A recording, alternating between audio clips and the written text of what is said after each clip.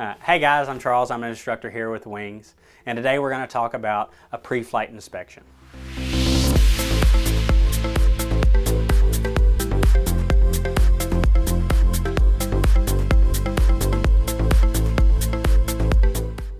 So it's important for me to tell you before we even start this video to make sure to check your individual checklist and make sure that you're referring to your POH and making sure that you are doing what's supposed to be done in your particular aircraft. Again, these are my techniques, not necessarily the only techniques. These are just the ones I prefer, and I look forward to seeing your techniques in the comments below.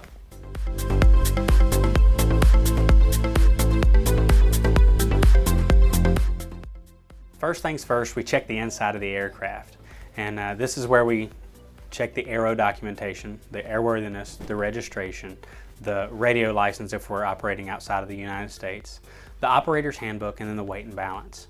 Then we refer to our checklist. So master switch is going to go ahead and come on, the flaps are going to go ahead and come down, and then this is an opportunity to go ahead and check the lights. I like to go ahead and turn the lights on and run around the aircraft, and after I do that, I'll cut that master switch back off. I don't want to drain the battery. That's my technique.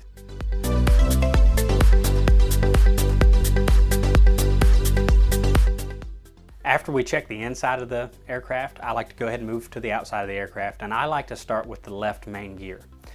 With the left main gear, I like to go ahead and check the tire for proper inflation and make sure there's some tread on the tire. Then I want you to check the brakes, make sure there's some meat on those brake pads, check the rotors, and then check for any hydraulic fluid underneath. After you check that left main gear, go ahead and start moving back. So I like to touch things. I move back the empennage, just kind of touching things. I touch a data plate and then I get to the elevator. After I get to the elevator, I like to go ahead and move it up and down and listen for any grinding. After I check the elevator and make sure there's no grinding going on there, then I go ahead and check the rudder. And it's important to not manhandle that rudder. Be very light with all these movements.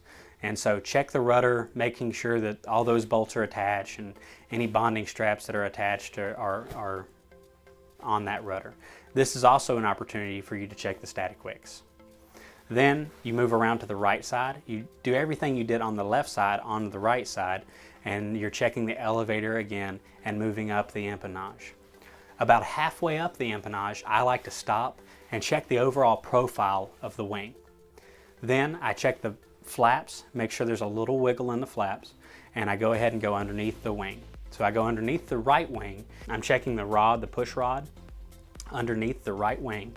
And as I move down the wing, the back side of the wing, I check the ailerons. Now this is a special emphasis area for me. If you stick your fingers up in the ailerons, there's a good opportunity for a gust of wind or somebody else in the cockpit to hit the flight controls, and it can do some damage to your fingers. So if you're going to stick your finger up into the aileron to check something, make sure you're up and out pretty quick. Then I like you to hold the aileron as you move and verbalize things. So as you move on through the aileron, you're checking the hinge and you're checking the bolts and you're checking the push rod through the aileron, and then you get to the right tip of the wing. Once you get to the right tip of the wing, this is a good opportunity to go ahead and check the lights, make sure there's no fluid in the lights or anything like that, and then move down the leading edge of the right wing. As you move down the leading edge of the right wing, I want you to go ahead and go underneath the right wing, and this is where you're going to check your right main gear, your right fuel sumps, and then you're going to go ahead and check the quantity of your right tank. So get on the aircraft and off the aircraft in the same way. As you climb off the aircraft, then you can go ahead and check the oil, make sure it's within the minimum and maximum quantity. After you check the oil, go ahead and get underneath the aircraft and check the belly of the aircraft and sump the tanks on the belly of the aircraft. While you're down there, you need to go ahead and check your nose gear, and you're going to look at the nose wheel and the tire, and you're checking the shimmy dampener, making sure the shimmy dampener is still attached. After you check the nose gear, you're going to crawl out from underneath the plane and you're going to check the prop. You're looking for any dings or nicks on the prop and making sure nobody has prop struck the aircraft right before you got in it and just didn't tell anybody. So as you run down that prop and as you inspect that prop, anything that'll catch a fingernail, go ahead and bring it to your CFI's attention or an AMP. So after you check the prop, move around to the left side of the aircraft. climb up onto the aircraft and get off the aircraft in the same way. And be sure not to drop the fuel straw into the tanks. After you check the quantity of your left tank, I want you to move down the leading edge of your left wing. Check the fuel vents and go ahead and check your pitot tube as well. This is also an opportunity for you to check the stall horn if the stall horn's on the left side of the aircraft. As you move down the leading edge of the left wing, once you get to the tip of the left wing, you can inspect the lights.